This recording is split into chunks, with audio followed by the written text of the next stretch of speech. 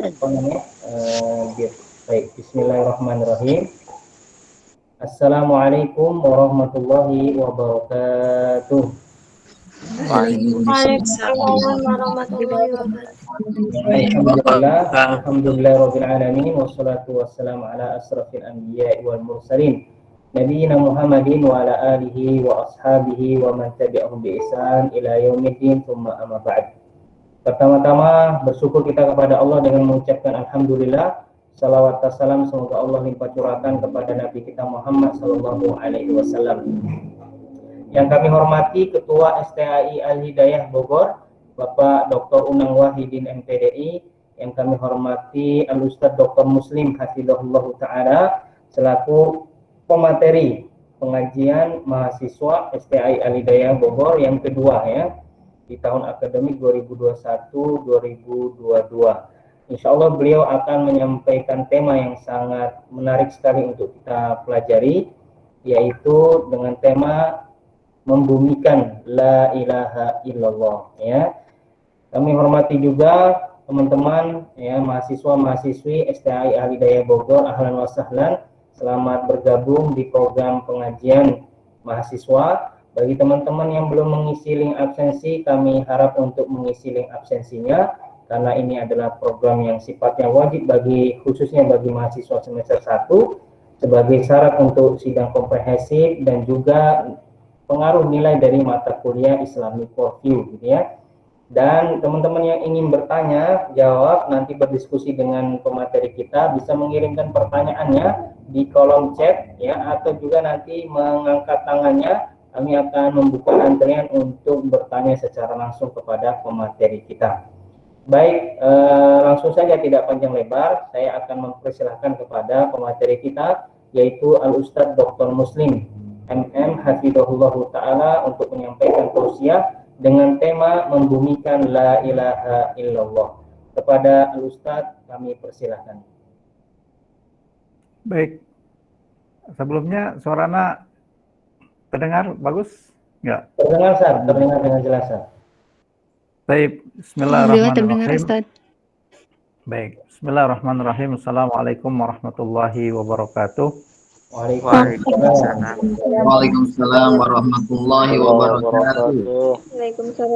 Alhamdulillah rabbil alamin, wassalatu wassalamu ala asrafil anbiya'i wal mursalin sayyidina wa nabiyina Muhammad wa ala alihi wa sahbihi wa man tabi'ahum bi ihsan ila yaumiddin. Tsumma amma ba'd.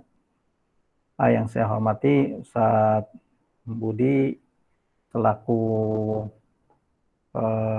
PJ dari acara ini ya, yang mempunyai acara, dan juga teman-teman semua yang sudah bergabung pada kesempatan malam hari ini. Mudah-mudahan pertemuan kita secara virtual tidak mengurangi nilai dalam rangka menuntut ilmu agama Allah Subhanahu wa Ta'ala.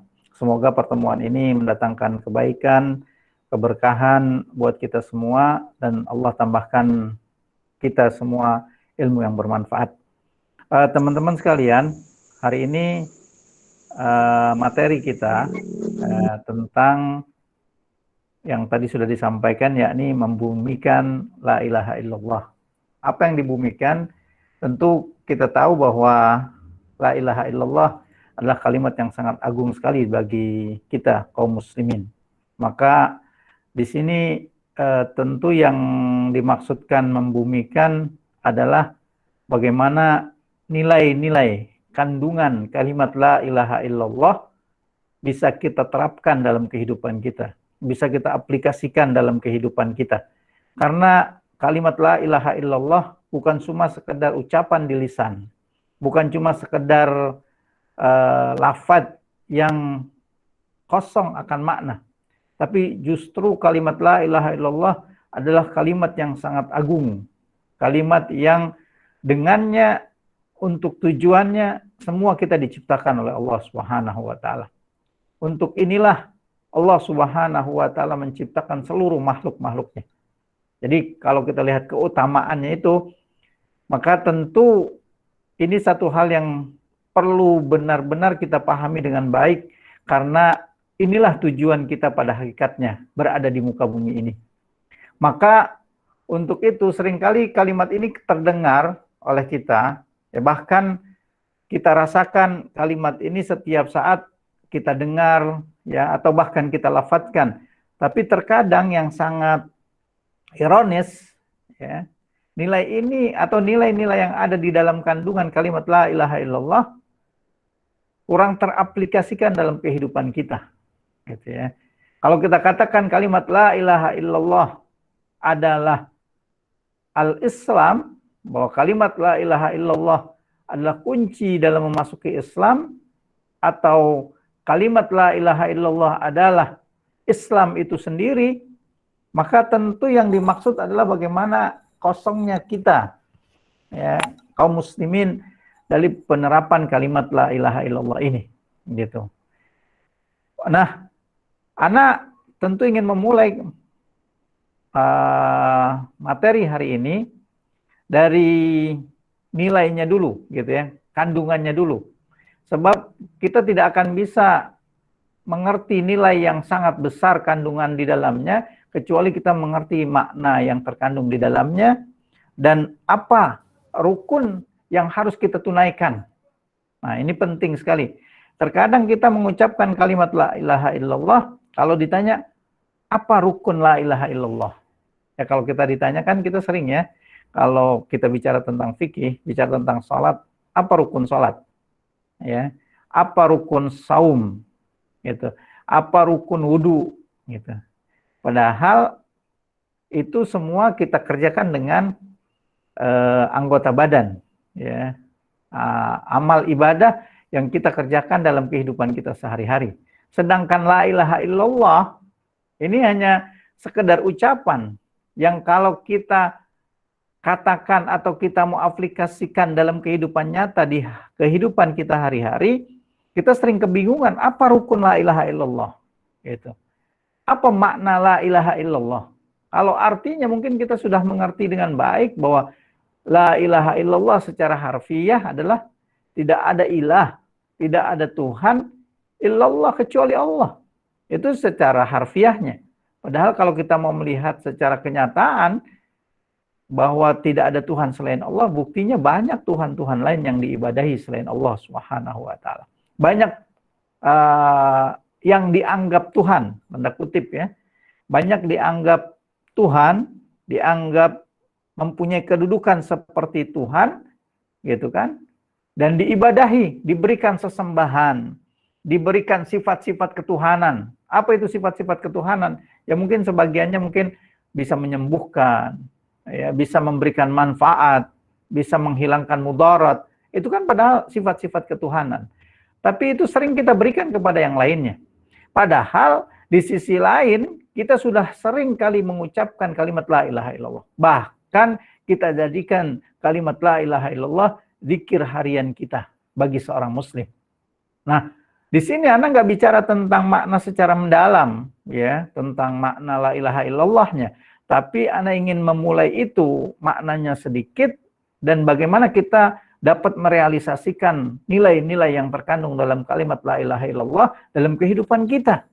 Karena ini yang banyak di antara kita kaum muslimin kurang mengerti, kurang paham, dan kebanyakan di antara kita bahkan acuh terhadap kandungan-kandungan yang sangat agung di dalamnya, yang ada di dalam kalimat la ilaha illallah, yang dengan itulah tertumpah darah, gitu ya, tertumpah kehormatan manusia. Sebab itulah langit dan bumi ditegakkan oleh Allah Subhanahu wa taala. Dengan sebab itulah adanya jannah wan nar. Gitu. Bayangkan oleh kita, ya. Ini satu yang kalimat agung sekali. Tapi mengapa hari ini bagi kita kaum muslimin hal itu menjadi satu hal yang remeh. Hal itu menjadi satu hal yang ringan sekali. Padahal dengan inilah dulu Rasulullah sallallahu alaihi wasallam berjuang, dan dengan inilah Rasulullah dan para sahabatnya menjadi agung, menjadi mulia, dan menjadi disegani oleh lawan maupun kawan, gitu. Dan dengan ini pula bukan cuma Rasulullah Muhammad sallallahu alaihi wasallam, tapi rasul-rasul yang sebelumnya, ya, semua membawa kalimat yang agung ini. Ya, kalimat la ilaha illallah. Tidak ada Tuhan yang diibadahi, yang berhak mendapatkan ibadah kecuali Allah Subhanahu wa taala. Baik teman-teman, ya, untuk memulai maka Anda akan memulai dari rukun tentang kalimat la ilaha illallah. Ya, perlu dipahami ini kalimat la ilaha illallah ini ada dua penggal, ya, ada dua potong atau memiliki dua apa bahasa kita dua kalimat. Yang pertama adalah kalimat la ilaha, ya, yang kedua kalimat illallah. Ya. Maka para ulama mengatakan bahwa kalimat la ilaha, tidak ada Tuhan, ya, illallah kecuali Allah, mempunyai dua rukun. Ya, dua rukun ini wajib ditegakkan oleh kita kaum muslimin. Dua rukun ini sama, kalau dia tidak ada, maka batallah apa yang kita ucapkan. Kalau ini dilanggar, maka rusaklah iman kita kepada Allah Subhanahu wa taala. Sebagaimana kita salat, kalau seandainya antum salat tapi tidak melaksanakan rukun salat yang hampir 13 itu, maka salatnya akan rusak. Ya, tidak diterima di sisi Allah Subhanahu wa taala. Ya. Yang pertama, rukun yang pertama adalah penggalan dari kalimat la ilaha, yakni tidak ada ilah. Ya, berarti kata para ulama mengatakan bahwa ini adalah penafian. Ya, rukun yang pertama adalah menafikan bentuk ibadah, bentuk peribadatan, segala macam peribadatan yang diberikan oleh kita. Menafikan semua bentuk peribadatan. Ya, maka yang pertama adalah an-nafyu dikatakan. An-nafyu itu maksudnya adalah menafikan semua bentuk peribadatan. Ya. Yang kedua, rukunnya adalah al-isbat, menetapkan. Jadi setelah menafikan bentuk peribadatan kepada siapapun, maka di rukun yang kedua dikatakan al-isbat, penetapan, hanya kepada Allah Subhanahu wa taala. Jadi kalimat itu adalah tidak ada ilah yang berhak diibadati, tidak ada sesembahan yang mempunyai hak-hak ketuhanan, ya, yang berhak untuk mendapatkan segala bentuk peribadatan dari hamba-hambanya illallah, kecuali Allah Subhanahu wa taala. Ya, ini makna yang hakiki. Maka dari itu kalau kita lihat sejarah bagaimana Rasulullah sallallahu alaihi wasallam dan para ulama menyebarkan kalimat la ilaha illallah ini, ya, kita tahu betapa disitulah pergulatan, ya, pergulatan yang sengit terjadi antara orang-orang yang menerima dakwah Rasulullah sallallahu alaihi wasallam dan orang-orang yang tidak menerima dakwah tersebut, gitu.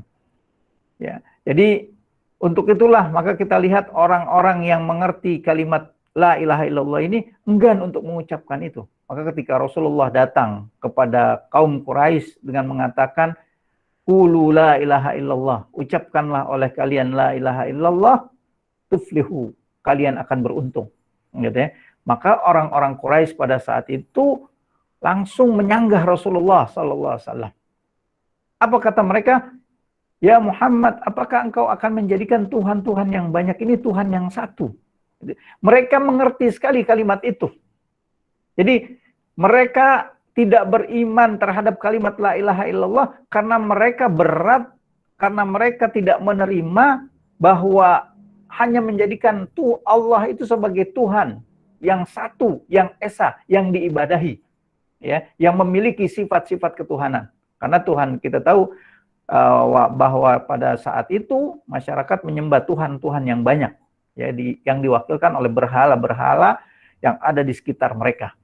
Nah, itu mereka jadikan Tuhan, dan itu banyak sekali di sekitar mereka. Ya, bahkan ketika Fathul Mekah, Rasulullah menundukkan kota Mekah di tahun 8 Hijriah, itu hampir dikatakan hampir 300 patung lebih yang dihancurkan oleh Rasulullah sallallahu alaihi wasallam. Ya. Itu Tuhan yang begitu banyaknya mendapatkan peribadatan dan memiliki sifat-sifat ketuhanan. Ya, artinya diberikan sifat-sifat ketuhanan kepada mereka. Nah, bagi kita kaum muslimin, Maka ini tidak boleh diberikan karena kita sudah menafikan segala bentuk peribadatan kepada siapapun, ya. Dan kita hanya menetapkan bahwa ibadah itu hanya untuk Allah Subhanahu wa taala. Maka Allah Subhanahu wa taala katakan, "Qul huwallahu ahad." Katakan Allah itu esa. Allah itu satu. Allah itu tidak berbilang, ya. Allahus samad, kepadanya lah tempat kita bergantung. Lam yalid wa lam yulad, tidak dilahirkan, tidak melahirkan, ya. Walam yakul lahu kufuwan ahad, tidak ada yang setara, sebanding, sekufu dengan Allah Subhanahu wa taala. Jadi Allah itu tidak ada tandingannya. Allah itu tidak ada syirik baginya, tidak ada kesyirikan. Maka dosa yang paling besar di sisi Allah Subhanahu wa taala kita menjadikan sekutu bagi Allah Subhanahu wa taala. Dalam apa sekutunya? Hak-hak Allah Subhanahu wa taala semuanya. Jadi kalau kita memberikan hak Allah kepada selain Allah, maka itulah kezaliman yang sangat besar. Ya, maka nasihat yang diberikan oleh Luqmanul Hakim kepada anaknya, pertama kali menasihati anaknya, ya bunayya la tusyrik billah inna syirka la dzulmun adzim. Wahai anakku, janganlah engkau menyekutukan Allah, karena menyekutukan Allah adalah kezaliman yang sangat besar. Gitu. Nah, sekarang kita, gitu ya, kita ini beriman kepada kalimat la ilaha illallah, beriman terhadap apa yang dibawa oleh Rasulullah Sallallahu Alaihi Wasallam, ya, untuk menyembah, untuk mengucapkan kalimat la ilaha illallah dengan mudah, dengan ringan, lisan-lisan kita mengucapkan la ilaha illallah. Tapi di sisi lain sangat disayangkan dan menjadi satu perhatian buat kita semua kaum muslimin bahwa kita sering melanggar apa yang menjadi syarat dari la ilaha illallah dalam kehidupan kita sehari-hari, ya, baik dengan sengaja ataupun tidak dengan sengaja, karena kita kurang menyadari betapa kalimat ini sangat agung dalam kehidupan kita, ya. Kita masih suka banyak di antara orang-orang yang mengatakan dirinya kaum muslimin memberikan hak peribadatan kepada selain Allah Subhanahu wa taala. Ada pohonan yang dijadikan mereka sebagai Tuhan, tandingan-tandingan Allah Subhanahu wa taala. Diberikan hak ibadah. Jadi dipercaya bisa mendatangkan manfaat dan mudarat. Bisa dipercaya menyembuhkan orang yang sakit. Bisa dipercaya untuk menahan dan menurunkan hujan. Gitu. Padahal ini semua adalah hak-hak Allah Subhanahu wa taala. Ya. Salah satu dari sifat-sifat yang dimiliki, perbuatan-perbuatan yang dimiliki hanya oleh Allah Subhanahu wa taala. Nah, untuk itu maka tidak boleh kita memberikannya kepada siapapun. Tapi kita telah memberikannya itu kepada siapa? Kepada pepohonan. Ada di satu daerah menjadikan simbol-simbol roh-roh halus yang dijadikan sebagai sesembahan. Ya, kalau di daerah pantai menjadikan Nyi Roro Kidul sebagai sesuatu yang diberikan kekeramatan. Ya, tidak boleh melanggar ini, melanggar itu karena Nyi Roro Kidul marah. Atau ada lagi binatang yang begitu dihormati, ditaati sampai apanya saja direbutkan. Ya, naudzubillah min dzalik. Ya, kita lihat itu terjadi di tengah-tengah kehidupan kita. Karena memberikan manfaat, bisa memberikan mudarat. Ini sifat Tuhan. Tapi kita berikan kepada siapa? Yang lainnya. Nah, ini juga sama. Ya, kita sholat, kita mengucapkan kalimat la ilaha illallah, tapi kita memberikan ibadah kepada selain Allah Subhanahu wa taala. Padahal kalimat tadi rukunnya adalah menafikan segala bentuk peribadatan. Ya, menghilangkan segala bentuk peribadatan dan hanya memberikan hal itu kepada Allah Subhanahu wa taala. Jadi dua ya tadi. Ini rukun yang rukunnya? Rukun kalimat la ilaha illallah adalah menafi, an-nafyu yang pertama, yang kedua adalah al-isbat. An-nafyu artinya meniadakan, al-isbat artinya menetapkan. Ya, menafikan, meniadakan segala bentuk-bentuk peribadatan, ya, dan menetapkan hanya kepada Allah Subhanahu wa taala. Itu rukunnya. Yang kedua maknanya. Jadi makna kalimat la ilaha illallah adalah makna yang sangat agung. Artinya bahwa tidak ada ilah yang berhak untuk mendapatkan ibadah kecuali Allah Subhanahu wa taala. Maka dalam beberapa ayatnya Allah Subhanahu wa taala berfirman, ya, di antaranya adalah apa yang diriwayatkan, apa yang disebutkan oleh Allah dalam surat Al-Hajj ayat ke-62. Dikatakan oleh Allah Subhanahu wa taala, "Dzalika bi annallaha huwal haq wa anna ma yad'una min dunihi huwal batil." Ya, yang demikian itu disebabkan karena sesungguhnya Allah itu adalah ilah yang hak. Ya. Ilah yang hak artinya hanya Dia yang berhak mendapatkan ibadah, gitu. Dan apa saja yang diibadahi, apa saja yang diibadahi selain Allah, maka huwal batil, adalah Tuhan yang batil. Nah, ini jadi kalimat ini, ya, yang Allah sebutkan dalam surat Al-Hajj ayat 62 ini bagian daripada rukun yang tadi kita sebutkan.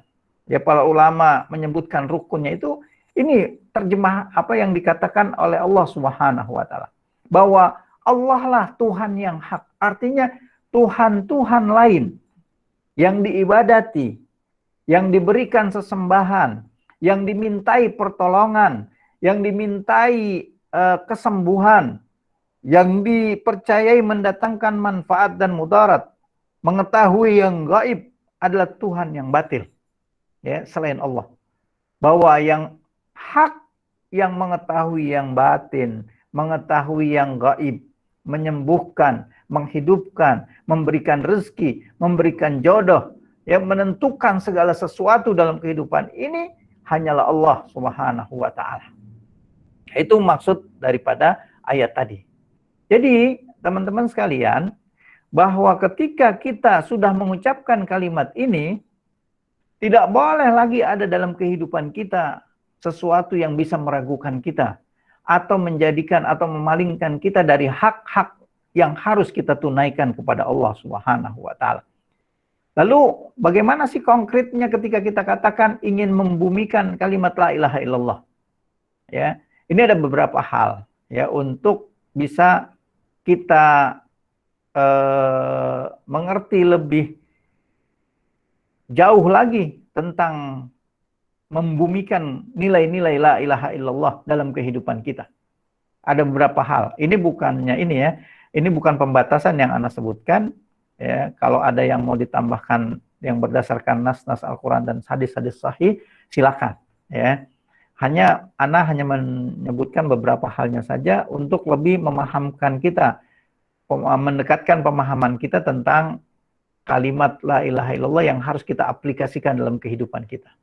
Yang pertama, ya, membumikan kalimat la ilaha illallah berarti kita tidak melakukan peribadatan kecuali hanya kepada Allah Subhanahu wa taala. Apa itu ibadah? Nah, teman-teman harus tahu juga apa yang dimaksud ibadah. Bahwa ibadah dikatakan oleh para ulama adalah ismun jami'un likulli ma yuhibbullaha wa yardah min qaulin wa fi'lin zahirah wal batinah. Ya. Itu yang dikatakan oleh Imam Ibnu Taimiyah rahimahullah. Bahwa beliau mengatakan yang dimaksud ibadah adalah satu nama yang mencakup perbuatan, perkataan yang dicintai dan diridhai oleh Allah Subhanahu wa taala, baik zahir maupun batin. Ya. Jadi ini maknanya sangat luas sekali. Itu ibadah. Ya.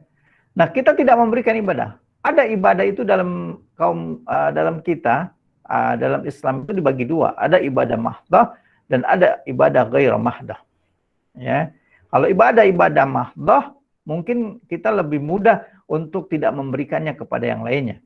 Tapi ibadah ghair mahdah, ini seringkali kita memberikannya kepada selain Allah Subhanahu wa taala. Gitu. Jadi ibadah-ibadah yang harus kita lakukan itu hanya kita tujukan kepada Allah Subhanahu wa taala. Salat kita, saum kita, sedekah kita, bacaan Al-Qur'an kita, perbuatan baik kepada siapapun ya, ketika itu mendatangkan keridhaan dari Allah Subhanahu wa taala. perbuatan baik kita kepada orang tua kita, menolong orang, semua hanya ditujukan kepada Allah Subhanahu wa taala. Tidak boleh diberikan kepada siapapun. Karena Allah Subhanahu wa taala berfirman dalam surat Al-Bayyinah ayat kelima, "Wa ma umiru illa liya'budullaha mukhlishina lahuddin hunafa." Ya, berkatakan tidaklah ya kalian diperintah kecuali memurnikan ketaatan hanya kepada Allah Subhanahu wa taala. Ya, karena itulah tujuan yang tadi Ana katakan di awal, bahwa dengan kalimat inilah tujuan penciptaan kita. Kita dikatakan oleh Allah, "Wa ma khalaqtul jinna wal insa illa liya'budun." Tidaklah kita diciptakan, tidaklah aku ciptakan jin dan manusia kecuali untuk mengibadahiku, kata Allah Subhanahu wa taala. Apa makna ya'buduni? Para ulama mengatakan ya'buduni adalah yuwahiduni, yakni mengesahkan aku dalam ibadah. Itu yang pertama. Begitu juga dalam masalah menyembelih. Nah, ini juga bagian dari ibadah. Maka Allah Subhanahu wa taala juga katakan dalam surat Al-Hajj bahwa la yanalullaha luhumuha wala dima'uha walakin yanaluhu taqwa minkum. Ya. Bahwa daging-daging dan darah-darah unta itu tidak akan sampai kepada Allah Subhanahu wa taala. Tapi yang sampai kepada Allah adalah ketakwaan kita kepada Allah. Keikhlasan kita kepada Allah Subhanahu wa taala dalam menyembelih. Ini kita jadikan tujuannya untuk mencari keridhaan Allah, mencari pahala dari Allah Subhanahu wa taala. Nah, ya jadi itu ibadah. Begitu juga dengan memberikan hak-hak yang menjadi hak-hak Allah Subhanahu wa taala. Tidak boleh diberikan kepada siapapun. Tidak boleh diberikan kepada makhluk apapun. Jangankan kepada makhluk-makhluk yang jauh dari Allah. Makhluk-makhluk yang didekatkan saja oleh Allah, yakni para malaikatnya, para nabinya, para utusannya, rasul-rasulnya, maka tidak boleh kita berikan kepada mereka. Tidak boleh kita beribadah untuk Nabi Muhammad. Tidak boleh kita beribadah untuk malaikatnya, gitu ya. Tidak boleh, karena Allah katakan wa ma umiru, tidak diperintahkan kalian untuk kecuali memurnikan ketaatan kalian kepada Allah Subhanahu wa taala. Ya, nah kalau kepada para nabi, kepada para malaikat yang dekat dengan Allah, kita tidak boleh menyerahkan ibadah kepada mereka, lalu bagaimana dengan makhluk-makhluk lainnya yang lebih rendah derajatnya dari mereka? Ya. Jadi kalau kita katakan kita percayai ada orang yang memberikan manfaat dan mudarat kepada kita, nah ini bisa memberikan hak-hak ya, ketuhanan kepada selain Allah Subhanahu wa taala. Ini yang pertama. Jadi yang pertama, tidaklah kita beribadah kecuali hanya kepada Allah Subhanahu wa taala. Ini pertama, yang membumikan nilai-nilai kalimat la ilaha illallah. Yang kedua, tidak meminta dan memohon pertolongan kecuali hanya kepada Allah Subhanahu wa taala. Ya, meminta dan memohon pertolongan hanya kita tujukan kepada Allah Subhanahu wa taala. Ini terkhusus kepada apa yang menjadi hak Allah Subhanahu wa taala. Seperti kita katakan meminta jodoh. Ya, yang menentukan jodoh kita hanya Allah Subhanahu wa taala. Meminta rezeki. Rezeki itu yang mengatur Allah, yang memberikan Allah. Tidak boleh diminta kepada siapapun. Ya, kepada siapapun katanya yang bisa mendatangkan rezeki. Tidak ada. Tidak ada satu orang pun, makhluk pun yang bisa menambah rezeki kita. Karena semuanya sudah ditentukan oleh Allah Subhanahu wa taala. Maka kita memintanya hanya kepada Allah Subhanahu wa taala. Yang memohon dan menahan dan menurunkan hujan. Ini tidak boleh memintanya kepada selain Allah Subhanahu wa taala. Ya, ada orang kita percaya, kita masih percaya ada pawang hujan katanya. Ada orang yang bisa menahan dan mengatur hujan, tidak di tempat ini. Kalau ini biasanya dipakai oleh siapa? Orang-orang yang mau hajatan tuh ya. Biasanya kalau sebagian saudara kita yang mau hajatan, mereka minta tolong kepada pawang-pawang hujan untuk supaya di tempatnya tidak terjadi hujan gitu ya. Nah ini awas, ini sudah menjadikan sesuatu yang harusnya diberikan kepada Allah diberikan kepada selain Allah Subhanahu wa taala. Kita meminta apa lagi? Rezeki, ya, datang ke orang pintar, datang ke apa namanya? Para orang-orang kata yang bisa membaca rezeki kita, gitu kan? Bisa membaca apa namanya? Aura kita. Nah, ini awas, hati-hati ya, karena itu hanya bisa yang memberikannya adalah Allah Subhanahu wa taala. Rasulullah sallallahu alaihi wasallam dalam sebuah hadisnya ya yang diriwayatkan dari Ibnu Abbas radhiyallahu anhuma pernah berpesan ya, ketika Ibnu Abbas ya anak paman beliau yakni sepupuh Rasulullah dibonceng oleh Rasulullah dalam satu kesempatan, maka Rasulullah sallallahu alaihi wasallam mengingatkan kepadanya, ya gulam, wahai anak, ya katakan ihfadillah yahfadka, ihfadillah yajidhu tujahaka.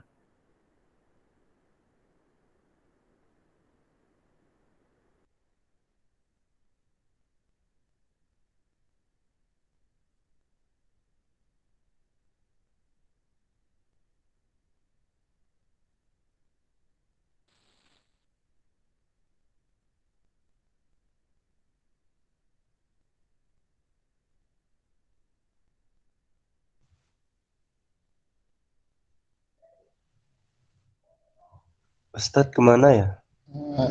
Ini jaringan anak atau gimana?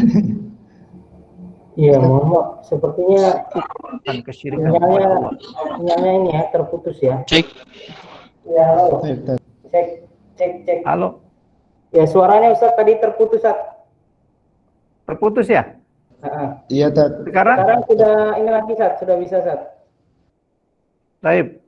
Berapa lama tadi putus? Enggak lama, Ustaz. Paling 1 menit, Ustaz. Baik. Jadi nah ulang sedikit ya.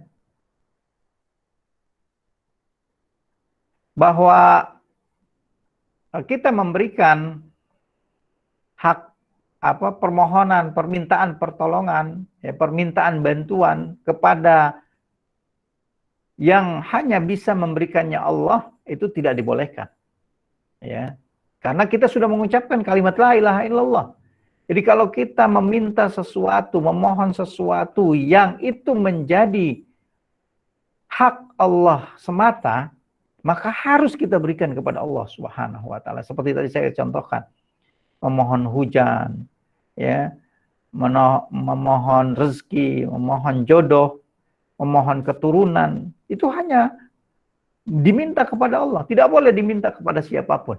Ya tadi hadisnya jelas, ya gulam, ihfadillah yahfadka. Wahai anak, jagalah Allah, jagalah syariatnya, jagalah hak-hak Allah Subhanahu wa taala, yahfadka. Allah pasti akan menjaga Anda. Allah akan memberikan pertolongan kepada Anda. Jaga Allah, jaga syariatnya, jaga agamanya, jaga kalimat la ilaha illallah yang sudah kita ucapkan, pasti kita akan dapati Allah di mana saja, menolong kita, membantu kita, ya, memberikan apa yang menjadi kebutuhan kita. Ini janji dari Allah Subhanahu wa taala. Terus kemudian Rasulullah katakan, wa idza sa'alta fas'alillah wa idza sta'anta fasta'in billah. Jika engkau memohon pertolongan, mohonlah hanya kepada Allah. Jika engkau memohon perlindungan, maka mohonlah perlindungan hanya kepada Allah Subhanahu wa taala. Ini jadi kalau kita lihat ya kalimat ini agung sekali ya, yang Rasulullah Shallallahu Alaihi Wasallam ajarkan bahwa kita diminta hanya meminta kepada Allah. Kita diajarkan hanya memohon pertolongan, perlindungan hanya kepada Allah Subhanahu wa taala. Kenapa? Karena Allah lah yang mampu memberikan itu. Ya, pertolongannya, memohon sesuatu yang menjadi perbuatan-perbuatan Allah semata. Nah, maka tidak boleh kita berikan kepada siapapun. Terutama bagi kita hari ini yang paling banyak di negeri ini atau di tempat kita, bahkan mungkin masih banyak dilakukan oleh saudara-saudara kita ya atau tetangga-tetangga kita, kaum muslimin lainnya, ya tadi memohon hujan. Padahal hujan itu Yang menahan dan menurunkannya hanyalah Allah. Tidak boleh diminta kepada siapapun. Ini kalau diberikan kepada kalau diminta kepada siapapun, ini termasuk bentuk kesyirikan, gitu. Terus memohon rezeki, ya. Kita sering mencari rezeki atau datang ke orang-orang pintar, bisa katanya menambah rezeki kita, membuka pintu-pintu rezeki kita. Padahal rezeki itu ada di tangan Allah Subhanahu wa taala. Rezeki itu bagian dari hak Allah Subhanahu wa taala yang membagi-bagikannya kepada kita semua. Mohon jodoh, ya ada yang belum datang jodohnya, datang ke orang pintar, ya dimandikan dengan 7 sumur katanya, harus mandi di 7 kali atau yang lainnya, syarat-syarat yang lainnya. Bayangkan, karena biar auranya terbuka, ya, itu ya. Percaya kesehatannya akan begini dengan begitu, ya. Dia harus yakin, kalau enggak nanti begini akan terjadi itu. Itu hati-hati, ya. Kadang juga kita suka tertukar dengan apa? Dengan hal-hal yang terkait dengan masalah syariat. Ya, sebagaimana misalkan kalau kita sakit kan boleh berobat.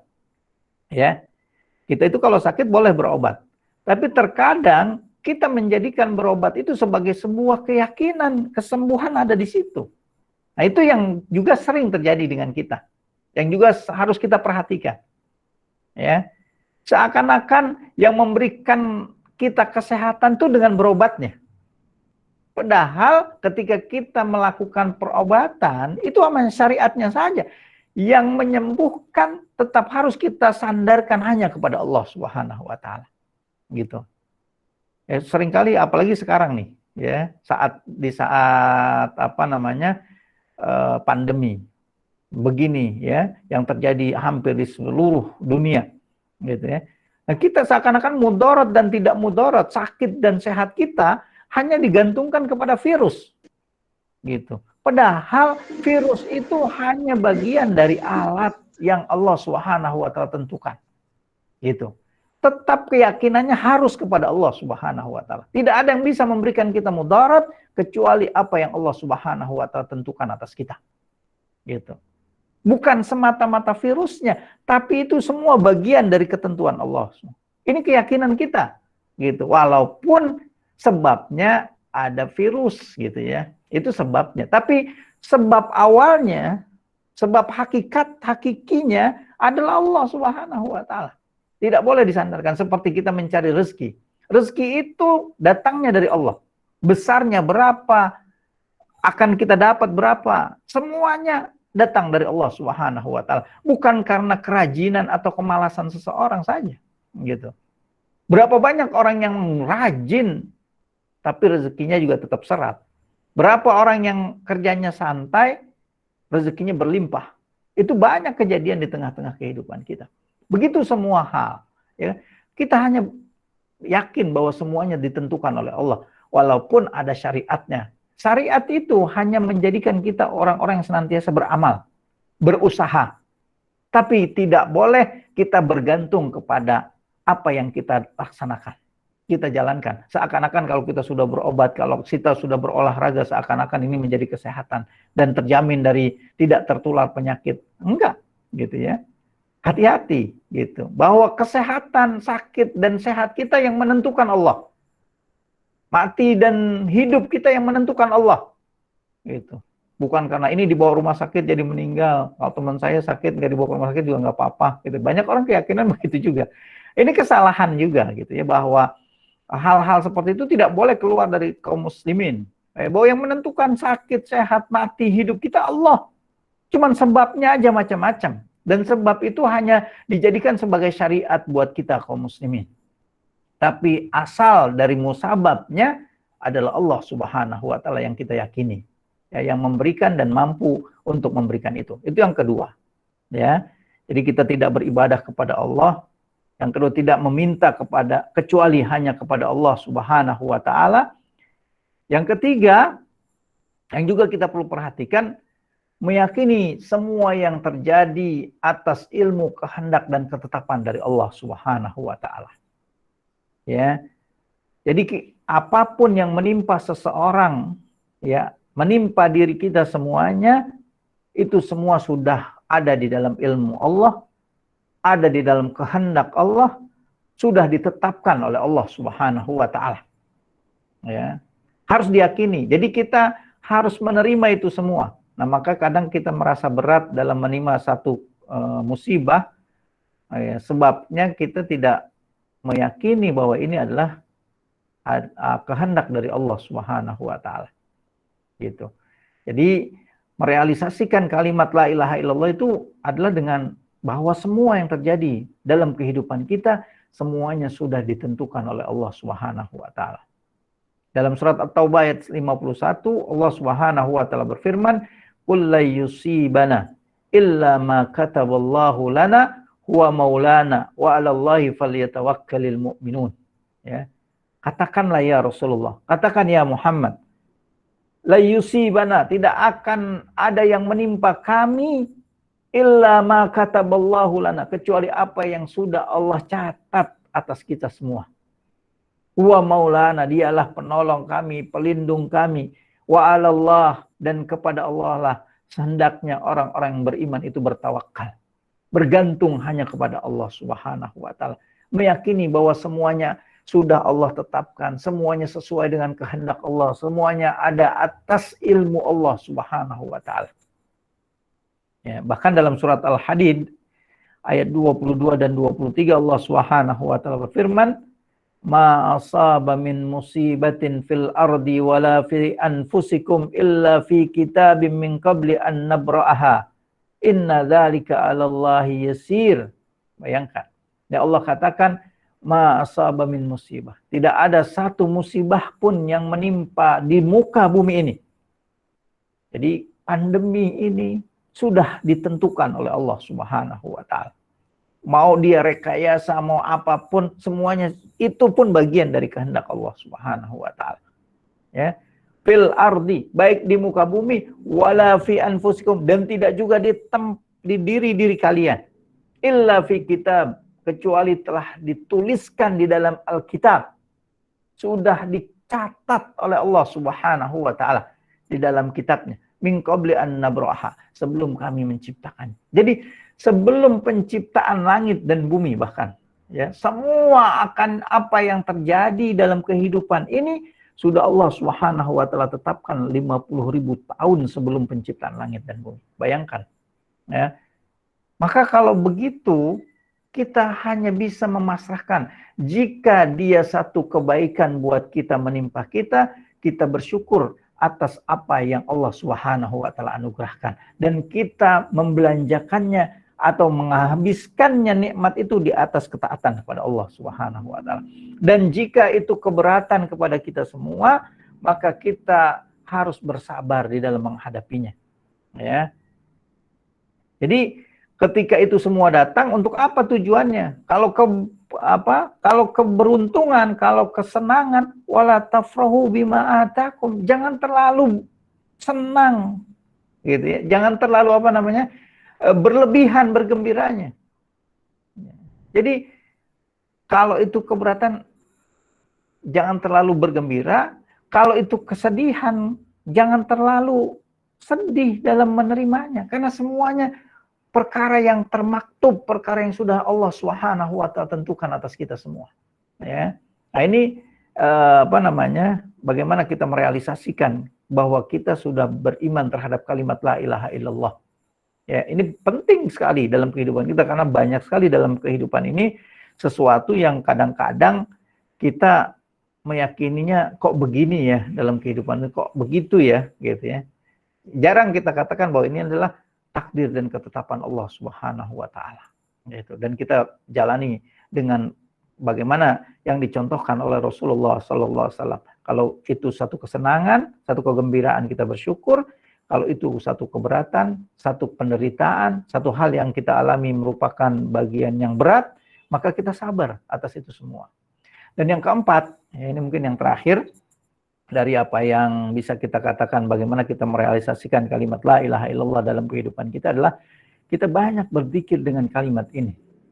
Ya, kalimat ini kalimat yang agung, bahkan dikatakan oleh Rasulullah doa yang paling agung yang dilafadzkan oleh para nabi, ya, yang diucapkan oleh para nabi baik Rasulullah ataupun nabi-nabi sebelum Rasulullah sallallahu alaihi wasallam. Gitu. Itu apa namanya? Kalimat la ilaha illallah. Ya, kalimat yang sangat agung sekali. Dalam hadis Abu Hurairah radhiyallahu an, ya, Rasulullah sallallahu alaihi wasallam bersabda, "Man qala la ilaha illallah wahdahu la syarikalah, lahul mulku wa lahul hamdu wa huwa ala kulli syai'in qadir." Ya, barang siapa yang mengucapkan kalimat la ilaha illallah, tidak ada ilah yang berhak diibadati kecuali Allah semata, tidak ada sekutu baginya. Baginya kerajaan dan baginya segala pujian. Dan dialah yang menguasai, yang maha mampu melaksanakan apa saja. Yang maha kuasa atas segala sesuatu. Ya. Fi yaumin mi'ata marrah, ya, dalam sehari 100 kali mengucapkan kalimat ini, kanat lahu adla asri riqabin, ya, sama dengan seperti 10 membebaskan 10 budak. Pahalanya, bayangkan. Yang kedua, wa kutibat lahu mi'ata hasanah, dituliskan baginya 100 hasanah. Wa muhyat anhu mi'atu sayyi'ah, dan dihapus darinya 100 keburukannya. Wa kanat lahu hirzam minasyaitan yaumahu dzalika hatta yumsi. Ya, dan dia akan dilindungi dari syaitan selama hari itu sampai sore hari. Maka ini adalah kalimat yang diajarkan dalam zikir pagi dan petang. Barang siapa yang membaca kalimat ini di pagi hari, maka Allah Subhanahu wa ta'ala memberikan pahala yang tadi. 10 sama dengan 10 kali membebaskan budak. Kemudian dicatat 100 kebaikan baginya. Dihapuskan 100 keburukan darinya, ya, dan dilindungi dia dari syaitan. Ya. Ini kalimat sangat agung sekali. Dan banyak sekali kalimat-kalimat yang semisal yang dikatakan oleh Rasulullah sallallahu alaihi wasallam, ya, sebagai sebuah hasanat kebaikan. Jadi kalau kita merasa bahwa ini adalah kalimat yang agung, zikirkan, biasakan lisan kita basah dengan zikrullah, zikir kepada Allah. Dan salah satu zikir yang sangat agung adalah kalimat ini, la ilaha illallah, la ilaha illallah wahdahu la syarikalah, lahul mulku wa lahul hamdu wa huwa ala kulli syai'in qadir. Nah, ini teman-teman, jadi beberapa hal yang kita katakan tadi, satu satu hal yang bisa kita realisasikan dari kalimat la ilaha illallah yang sangat agung tadi.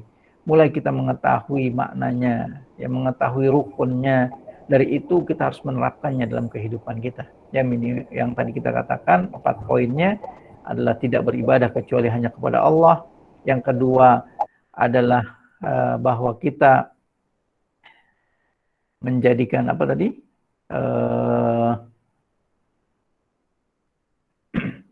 Tidak meminta dan memohon pertolongan kecuali hanya pada Allah Subhanahu wa taala, meyakini bahwa semua yang terjadi atas kehendak Allah Subhanahu wa taala sudah dicatat oleh Allah, dan keempat senantiasa berzikir dengan kalimat-kalimat la ilaha illallah sebagaimana yang diajarkan oleh Rasulullah sallallahu alaihi wasallam. Nah, inilah aplikasinya.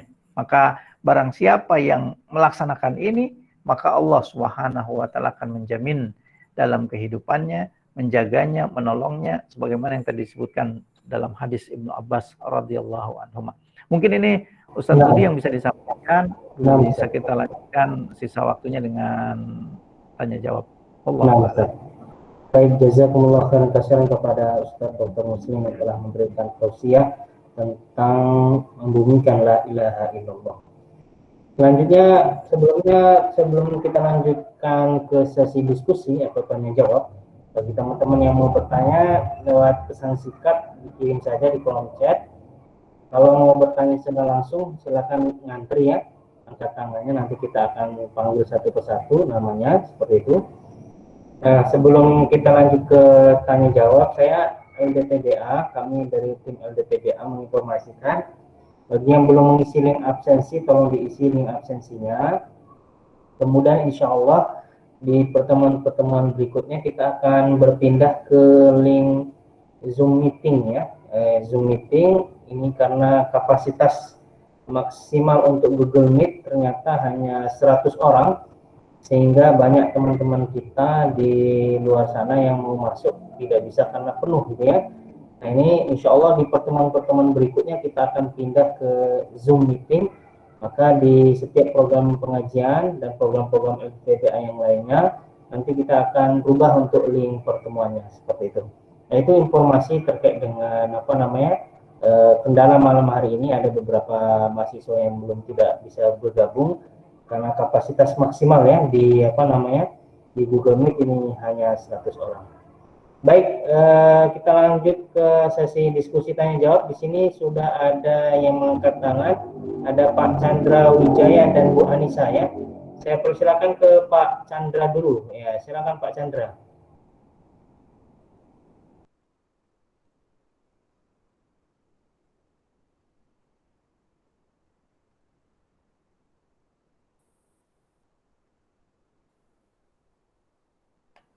Halo Pak Chandra, diaktifkan mikrofonnya. Tidak ada suaranya. Ya, baik. Coba kita pindah ke yang lain ya. Ke Bu Anissa. Silakan Bu Anissa, diaktifkan mikrofonnya. Nah, Ustaz, syukran. Jazakallah khairan kesempatannya, Ustaz. Di sini Ana ingin bertanya, Ustaz. Di sini kan kita belajar tentang makna la ilaha illallah, Ustaz. Nah, di sini bagaimana, Ustaz? Misalkan orang ini sudah paham nih, tauhidnya sudah benar, Ustaz. Namun dia itu maksiat, Ustaz. Jadi istilahnya tuh imannya tuh naik turun gitu.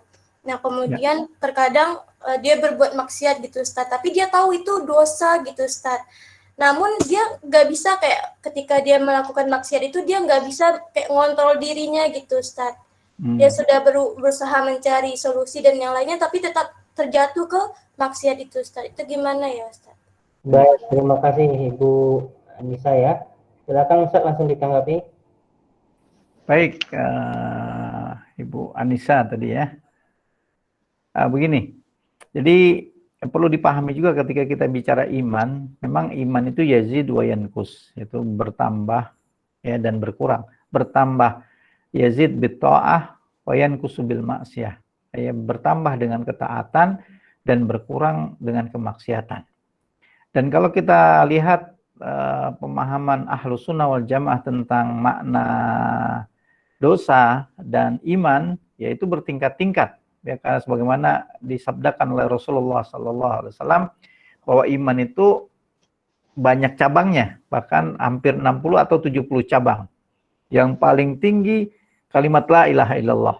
Ya, yang paling rendah adalah imatatul adza anit tariq wal haya'u minal iman. Ya, sedangkan rasa malu juga bagian daripada iman. Nah, dari sini kita ketahui bahwa seorang yang mengerti tentang kalimat la ilaha illallah, sudah bertauhid kepada Allah Subhanahu wa taala, pasti dia memungkinkan untuk jatuh ke dalam kemaksiatan.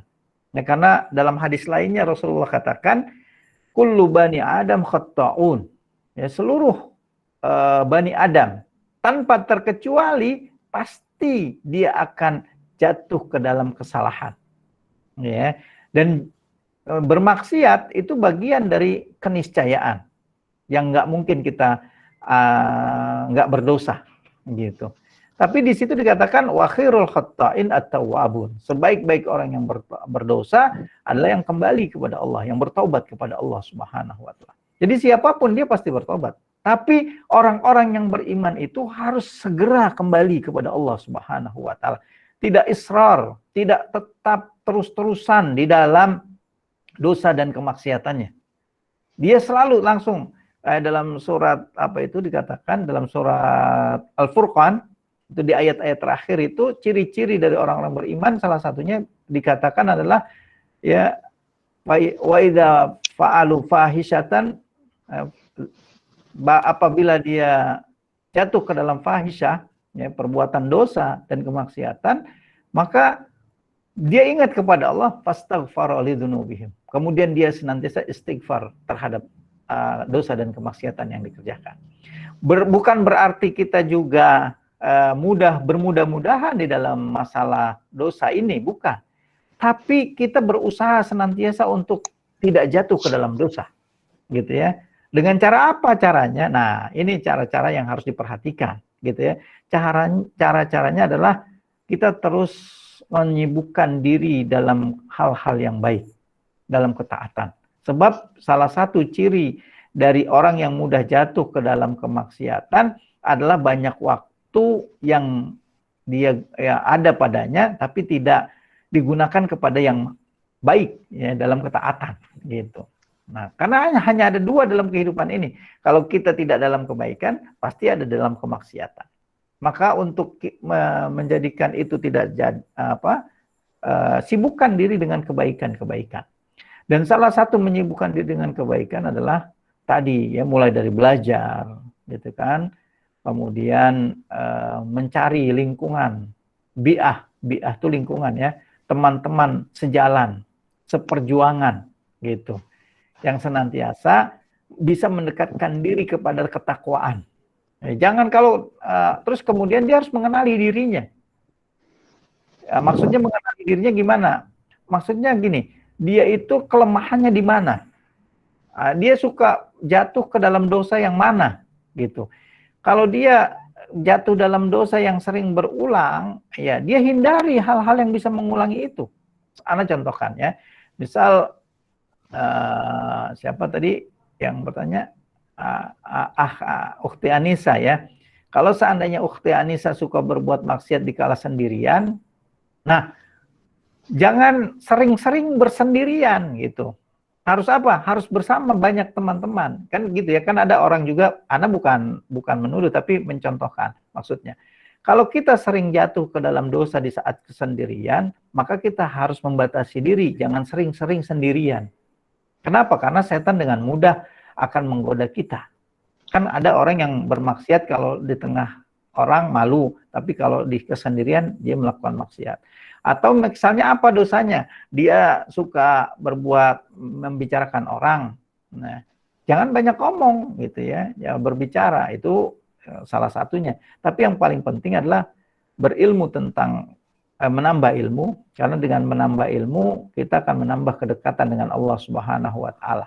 Yang kedua, kita harus meyakini bahwa kita akan dihisab oleh Allah Subhanahu wa taala. Nah, ini juga penting. Ya, dulu kita bicara tentang masalah hisab, ya, yang kita katakan tidak ada amalan yang besar maupun yang kecil, semuanya pasti akan dihisab oleh Allah Subhanahu wa taala. Semuanya akan nampak di hadapan kita. Ingat itu.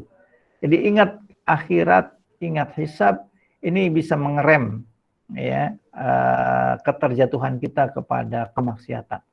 Tapi kalau terusan ditahan, jatuh lagi, bangkit lagi, terus begitu, ya, mudah-mudahan kita jujur dalam taubat kita kepada Allah Subhanahu wa taala. Jadi setiap kita jatuh, kita harus bertaubat kepada Allah Subhanahu wa taala. Ya, kalau jatuh lagi, bangkit lagi, sampai akhirnya kita akan sukses, ya, karena kita jujur niatnya, ya, untuk benar-benar bertobat, gitu. Sebab tidak mungkin kalau dikatakan kita nggak bersalah dan kita nggak akan berdosa, gitu. Itu mungkin Ukhti Anissa, ya. Allahu a'lam. Jazakallah khairan, Ustaz. Wah, ya. Ustaz Budi, Ya, silakan. Ya, halo, Ustaz. Apa, Ustaz? Ya. Mangga, dilanjut. Selanjutnya Pak Husaini Ali Darmawan, silakan Pak Husain.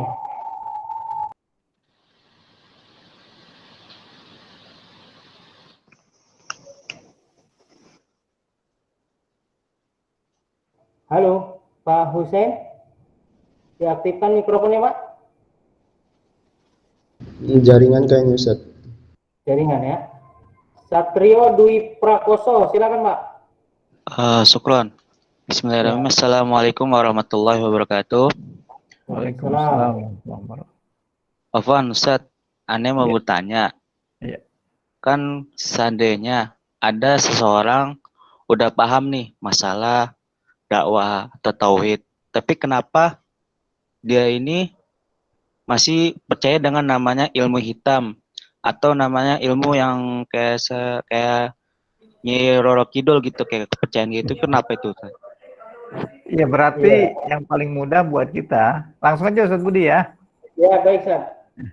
Jadi kalau tadi Satrio bertanya, kenapa orang yang sudah bertauhid? Ya berarti belum benar ketauhidan. Gitu ya, jangan dengan mudah. Sebab tadi mungkin saja dia sudah belajar, tapi dia belum mengerti dengan baik apa itu tauhid. Gitu. Sebab kalau orang yang sudah bertauhid, nggak mungkin akan percaya dengan hal-hal itu. Gitu. Itu secara otomatis. Jadi orang yang bertauhid, nggak mungkin dia akan percaya dengan hal-hal yang itu. Nah, kenapa orang udah belajar? Ya mungkin dia belajar tapi belum masuk dalam hati sanubarinya atau belum bisa dia maknai dalam kehidupannya. Jadi dia sebenarnya belum bertauhid dengan baik gitu. Ya. Nah, salahnya di mana ya mungkin harus langsung ditanyakan kenapa bisa begitu gitu. Padahal dia sudah mengerti bagaimana sudah belajar misalkan gitu ya. Nah, tapi kalau orang-orang yang dikatakan bertauhid pasti ya sebagai ini, dia itu mahasiswa STAI, ini contoh ya, dia itu mahasiswa STAI Ustadz, tapi dia juga masih di SMA, mungkin nggak kira-kira? Mungkin nggak kira-kira Pak Satrio? Iya, nggak mungkin. Nggak mungkin gitu ya, itu dia tadi. Jadi kalau orang yang bertauhid nggak mungkin dia akan percaya kepada hal-hal seperti itu, gitu. Berarti kalau dia masih percaya, ketauhidannya belum benar, gitu. Perlu belajar lagi, perlu menggali lagi. Wallahu a'lam. Syukran Ustaz. Baik, terima kasih Ustaz. Mohon izin membacakan pesan di kolom chat, ini sudah banyak sekali yang masuk di kami. Dari siapa ini, Bu Anggiani Melisa. Ustadz, saya pernah baca kalau tidak salah seperti ini Ustadz, mengenai Rasulullah yang melarang para sahabat untuk lebih jauh mempelajari mengenai takdir. Boleh izin Ustadz jelaskan? Baik, yang dimaksudkan tidak boleh terlalu jauh itu adalah dalam artian menggali lebih detail gitu ya. Jadi yang dijelaskan secara singkat, yang dijelaskan secara global ya kita maknai secara global. Misalkan seperti semuanya yang diperbolehkan dalam masalah takdir itu ada 4 hal ya. Kita bagaimana kita mengerti tentang rukun takdir. Ya, 4 hal tadi yang Ana sebutkan, di antaranya adalah tentang ilmu, ya bahwa Allah mengilmui segala sesuatu. Yang kedua adalah tentang al-kitabah, bahwa semuanya sudah dicatat oleh Allah, ya tadi sesuai dengan ayat tadi yang dibacakan. Yang ketiga adalah al-masyiah, semuanya pasti terjadi dikehendaki oleh Allah. Ya, yang keempat adalah al-khalqu, yakni semuanya diciptakan oleh Allah Subhanahu wa taala. Itu masalah takdir gitu ya. Adapun ketika kita merinci mendetailkannya yang kita harus terima secara global, nah ini yang nggak boleh. Yaitu misalkan tadi semuanya sudah diciptakan. Misalkan Allah katakan Allah sudah mencatat semua kejadian makhluk 50.000 tahun sebelum penciptaan langit dan bumi. Wah, kalau begitu bagaimana Ustaz, begini kasihan dong. Nah, itu yang nggak boleh maksudnya. Ya. Karena takdir itu kan ada 2 ya kalau kita bicara iradah, kehendak Allah Subhanahu wa taala. Ada yang kauni, ada yang syar'i. Nah, yang kauni itu untuk kita terima, kita imani, ya, dan kita tahu kalau sudah terjadi. Berarti apa yang terjadi dengan kita itulah yang Allah kehendaki, ada dalam ilmu Allah, dan Allah yang telah dicatat oleh Allah, gitu. Bagaimana caranya? Imani. Kalau itu kebaikan, kita imani dan kita jalankan dengan penuh syukur, ya karena ini anugerah dari Allah. Kalau itu satu keberatan, maka kita menerimanya dengan sabar, ya. Nah, itu perintahnya.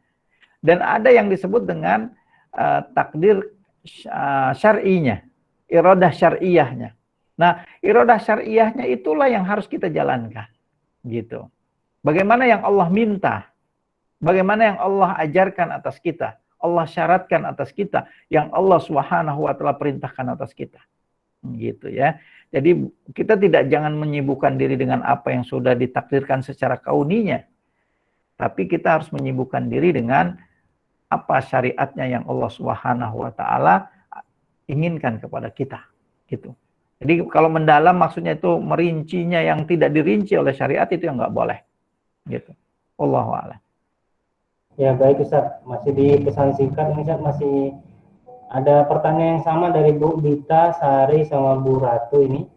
Ustaz mau bertanya bagaimana cara mendakwahkan tauhid di keluarga inti, keluarga terdekat, terutama kepada kedua orang tua, dan posisi kita sebagai anak yang istilahnya masih baru belajar, sama dengan Bu Ratu nih Ustaz. Iya. Baik, secara umum ya teman-teman harus dipahami keseluruhannya. Dakwah itu maka mulailah dari diri kita sendiri, gitu ya, karena itu yang juga perlu kita perhatikan, gitu. Mulai dari diri kita dan kemudian apa yang diperintahkan atas kita semua. Ud'u ila sabili rabbika bil hikmah wal mau'izatil hasanah wajadilhum billati hiya ahsan. Sampaikan serulah manusia ke jalan Rabbmu ya dengan bil hikmah, dengan hikmah, dengan ilmu. Ya, sampaikan dengan apa yang sudah kita ketahui, gitu ya. Jadi jangan bukan kita menyampaikan sembarangan, tapi ilmu yang kita sampaikan, ya, bahwa ini yang diajarkan oleh Allah, ini yang diajarkan oleh Rasulullah SAW, terutama tentang tauhid tadi ya. Jadi semuanya ini karena yang ditanyakan tauhid, sebenarnya untuk dakwah itu secara umum. Kemudian mau'izah hasanah, ya, dengan cerita-cerita yang menarik, dengan ibroh-ibroh, gitu ya, pelajaran-pelajaran yang memberikan kesan, memberikan bekas, gitu, kepada siapapun orang yang kita dakwahi, termasuk di dalamnya lebih-lebih orang tua. Orang tua kita itu adalah orang yang benar-benar harus mendapatkan satu kehormatan besar dalam kehidupan kita. Maka ketika kita bicara kepadanya, mendakwahinya, jaga adab-adabnya. Perhatikan adab-adab yang keluar dari lisan kita. Kita menginginkan kebaikan kepada mereka, maka lakukan dengan cara yang beradab, dengan cara yang santun, dengan cara yang penuh hormat kepada orang tua kita. Ya, karena orang tua kita itu adalah mempunyai hak yang sangat agung setelah Allah dan Rasulnya, gitu. Orang tua kita.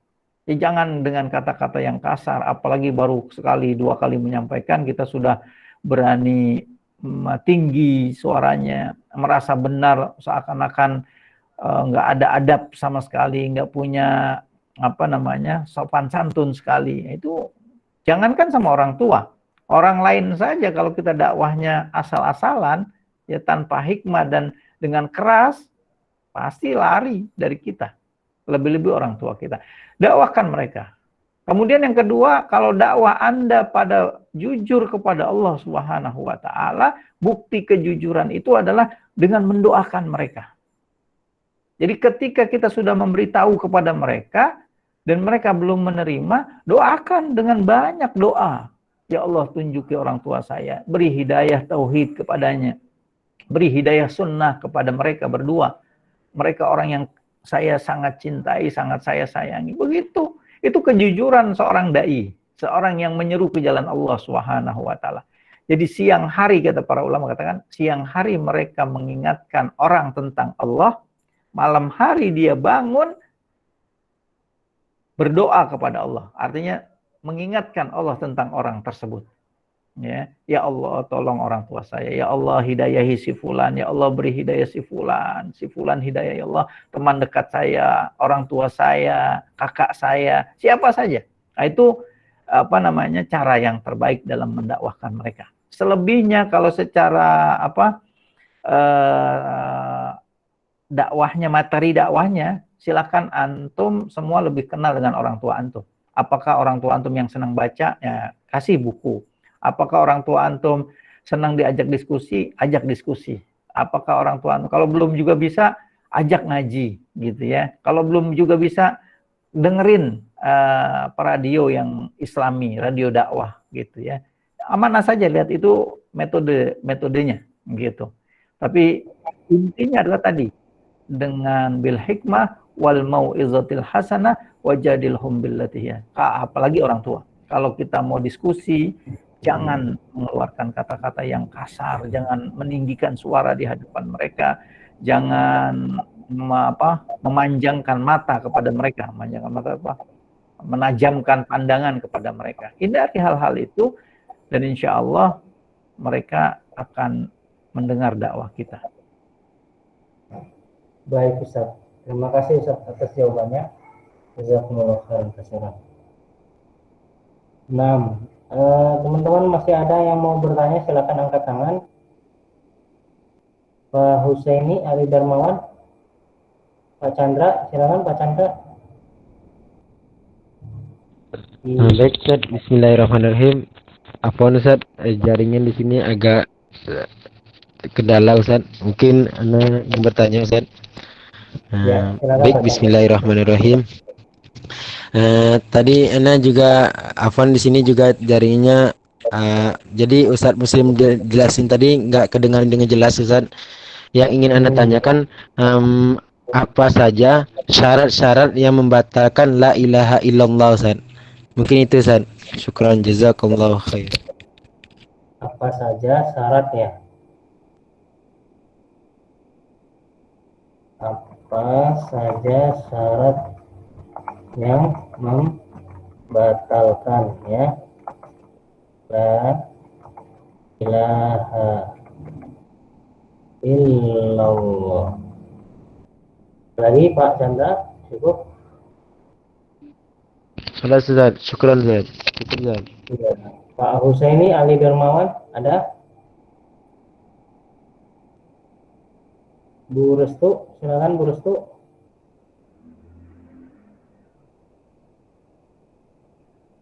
Apa Ustaz Budi? Iya.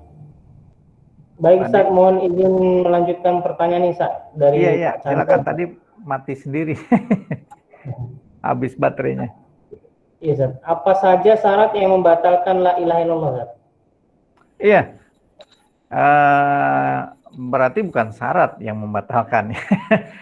Kalau syaratnya batal, berarti batal la ilaha illallah gitu. Jadi bukan apa syarat yang membatalkan, tapi kalau syaratnya tidak terpenuhi, batallah kalimat la ilaha illallah gitu ya. Jadi tadi sebenarnya ada rukun, ada syarat gitu ya. Tapi karena syaratnya cukup panjang, karena kita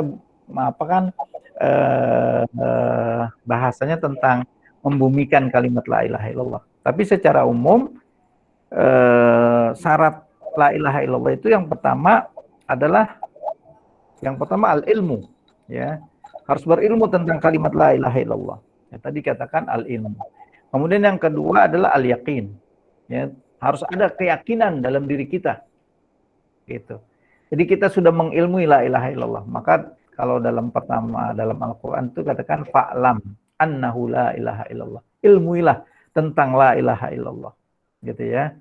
Kemudian ada keyakinan ya. Jadi setelah ada ilmu timbul keyakinan gitu. Ketiga adalah al-ikhlas. Ya, ada keikhlasan ya. Tidak karena terpaksa mengucapkannya, tidak terpaksa di dalam menerapkan apa yang menjadi hak-haknya, tidak terpaksa melaksanakan kandungan-kandungan la ilaha illallah. Nah itu jadi semua harus dilaksanakan dengan ikhlas. Yang keempat adalah as-sidqu. Ada kejujuran. Bukan karena kita menjadi orang-orang yang menzahirkan Islam, tapi di dalam batin kita menolak Islam. Ya, maka nggak boleh demikian. Ada jujur, ya jujur ketika kita mengatakan la ilaha illallah. Kita menerima apa yang datang dari Allah Subhanahu wa taala. Kemudian yang kelima adalah al-mahabbah, ada kecintaan. Ya, bahwa ketika kita melaksanakan kandungannya disertai dengan kecintaan kita kepada kalimat la ilaha illallah. Bahwa kita ada cinta dengan Allah Subhanahu wa taala, bahkan cinta yang sangat tinggi. Bahkan kalau dalam Al-Qur'an orang-orang beriman itu asyaddu hubban, ya, sangat cintanya kepada Allah Subhanahu wa taala. Ya. Nah, yang keenam adalah al-inqiyad, tunduk patuh terhadap aturan-aturan Allah. Aturan-aturan yang terkandung dalam kalimat la ilaha illallah apa yang Allah perintahkan, Rasulullah perintahkan, ya harus benar-benar kita yakini, ya, dan benar-benar harus kita jalani. Ya, ini kandungan la ilaha illallah. Ya, ini perintah yang Allah Subhanahu wa taala berikan. Kemudian adalah al-qabul, gitu ya, menerima semua yang datang dari Allah Subhanahu wa taala. Itu 7 dari syarat la ilaha illallah yang harus ada dalam kehidupan kita. Jadi berilmu, meyakininya, mengikhlaskan dalam mengucapkan dan melaksanakan kandungannya, kemudian jujur di dalam mengucapkan kalimat itu, melaksanakannya, ya, mahabbah, ada kecintaan, ada ketundukan, ada penerimaan, tanpa sedikit pun menolak yang datang dari Allah dan kandungan-kandungan la ilaha illallah. Nah, kalau itunya nggak terpenuhi, bisa jadi kita batal, ya, seperti kita mengucapkan la ilaha illallah tapi nggak yakin. Nah, ini akan sama juga. Kita mengucapkan la ilaha illallah tapi kita tidak berilmu tentang la ilaha illallah. Nah, itu tadi, ya. Bisa jadi batal la ilaha illallah. Bisa jadi kita beramal yang melanggar makna la ilaha illallah kalau kita nggak berilmu. Itu maksudnya kalau secara rincinya. Wallahu a'lam. Ya, Ustaz. Baik, Ustaz. Mohon izin, Ustaz, melanjutkan pertanyaan di kolom chat ini. Ada Pak Fauzi Ramadan dan Pak Husain Ali Darmawan ini. Yang pertama, beliau bertanya, apakah termasuk syirik jika kita minta didoakan dari orang soleh yang masih hidup? Itu, Ustaz. Yang kedua, dari Pak Husain ini, Pak Ustadz, kalau kita sakit, apa boleh kita berobat ke orang pinter, ya, selain ke dokter? Dan apa benar di dalam diri kita ada leluhur yang mengikuti kita? Apakah ini salah satu bentuk syirik? Ya, silakan, Ustaz. Baik, yang yang pertama tadi minta didoakan ke orang soleh. Minta didoakan.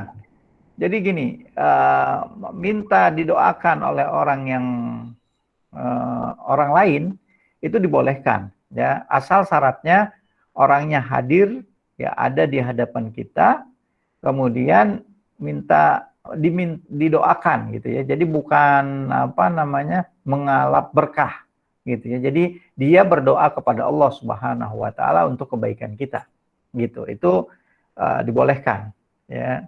Orangnya ada, atau misalkan bisa komunikasi langsung. Jadi bukan orangnya yang sudah meninggal, bukan orang yang tidak ada di hadapan kita, kita minta tolong, ya Syekh Fulan, tolong saya, itu nggak boleh. Atau doakan saya ya Syekh, gitu ya, itu nggak boleh. Yang kedua lebih buruk lagi, gitu. Yang kedua, kalau kita tadi, apakah ada di dalam diri kita itu leluhur kita, ya. Nah, ini nggak ada keyakinan-keyakinan seperti itu dalam Islam, ya. Ketika kita berobat, ya, dalam sakit kita, itu dibolehkan selama dia itu bisa dibuktikan secara ilmiah, kimiawinya, gitu ya. Baik dengan obat-obatan yang kimia ataupun dengan obatan-obatan herbal. Seperti misalkan kita sakit batuk, oh ini ada daun jambu mengandung ini bisa direndam, direbus, kemudian diminum, bisa meredakan tenggorokan sakit. Itu boleh kalau sudah diketahui khasiatnya, diteliti khasiatnya, gitu ya. Ke dokter ya begitu boleh. Tapi kalau kita berobat kepada orang pintar dalam artian bahwa orang ini tahu yang gaib, nah ini yang nggak boleh. Maksudnya gini, misalkan kita berobat, oh ini ada jin yang mengganggu, leluhur yang mengikuti. Nah, ini dia sudah mengerti yang gaib, nggak boleh. Atau dia misalkan ini penyakitnya di sini harus dilakukan menyembelih kambing, biar kita pindahkan penyakitnya ke kambing, atau kita pindahkan penyakitnya ke ayam, beli ayam sekian juta untuk dipotong, gitu ya, agar penyakitnya hilang, gitu. Nah, ini termasuk yang diharamkan. Ya, Bapak Ibu sekalian harus ingat, ya, teman-teman sekalian harus paham bahwa berobat itu adalah usaha kita, sama sebagaimana kita mencari rezeki. Ada yang dibolehkan dan ada yang diharamkan. Yang mencari rezeki pun kita bekerja boleh, tapi ada yang diharamkan, mencuri tidak boleh, Ya, mengambil hak orang tidak boleh. Begitu juga berobat. Berobat itu syariat, jalan kita mencari kesembuhan. Ya, yang dibolehkan ya tadi yang anak katakan, baik secara kimiawi dengan keilmuan kedokteran yang sekarang ada ataupun dengan herbal. Ya, misalkan orang meramu dari biji-bijian, misalkan ramuan-ramuan dari daun-daunan atau dari biji-bijian atau dari tanaman-tanaman yang boleh dikatakan dari dahulu sudah berkhasiat seperti jahe gitu ya, seperti kurma gitu ya, diekstrak kemudian menghasilkan satu bentuk minuman menambah kesehatan, itu boleh gitu ya, kita lakukan. Tapi kalau kita yakini bahwa orang itu bisa menyembuhkan kita, bisa menolong kita dari makhluk gaib, oh ini sakitnya karena kurang sesajen, ini karena diganggu makhluk halus, dan ini harus diberikan penjagaan, harus leluhurnya diberikan sesajen. Nah, itu tidak boleh gitu ya, karena ini termasuk di dalam hal yang dilarang ketika kita melaksanakan syariat ini berobat gitu, karena ya itu termasuk bentuk kesyirikan kepada Allah Subhanahu wa taala. Begitu, Ustaz Budi. Baik, terima kasih, Ustaz. Sepertinya kita sudah di penghujung acara, Ustaz. Mungkin Ustaz bisa memberikan kalimat penutup atau kesimpulan pada kesempatan pengajian malam hari ini, Ustaz. Silakan.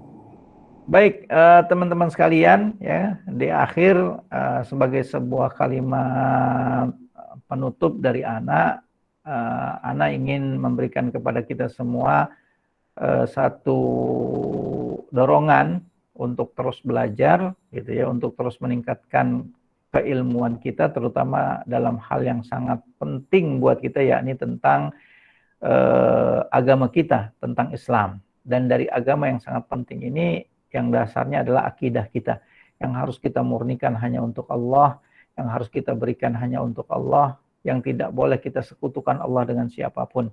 Teruslah belajar, teruslah meningkatkan diri dalam hal ini, karena ini bagian yang sangat dasar, pondasi dalam kehidupan kita. Kalau kita selamat dari hal-hal yang menjerumuskan kita, insya Allah ada jaminan surga dari Allah Subhanahu wa taala, ya.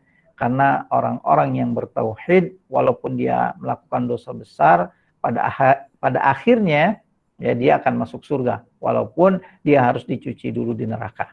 Ya, tapi minimal janji dari Allah Subhanahu wa taala bagi kita, kalau kita mempertahankan ketauhidan, maka Allah Subhanahu wa taala akan memaafkan kita dan memberikan kita surga di akhirat kelak. Dari itu pertahankanlah akidah kita, ketauhidan kita kepada Allah Subhanahu wa taala, hindari bentuk-bentuk kesyirikan, jauhi bentuk-bentuk kemaksiatan yang sampai pada derajat kesyirikan dan kekufuran, ya teruslah belajar tentang hal itu. Itu mungkin Ustadz Budi yang bisa Anda sampaikan, wallahu a'lam. Baik Ustaz, terima kasih, jazakumullah khairan katsiran. Doakan Ustaz semoga senantiasa dalam keadaan sehat dan diberkahi oleh Allah Subhanahu wa taala. Dan tentunya juga buat teman-teman semua, semoga pekan depan kita bisa bertemu kembali di program pengajian ini melalui aplikasi Zoom Meeting, biar lebih maksimal lagi partisipan yang bisa menghadiri acara ini. Baik, saya Budi Setiawan dari LDPDA, sekali lagi mengucapkan jazakumullah khairan katsiran. Kita tutup majelis ini dengan kafaratul majelis. Alhamdulillah subhanakallahumma wa bihamdika. Assalamualaikum warahmatullahi wabarakatuh. Terima kasih. Jazakumullah khairan Ustaz. Jazakallah khairan.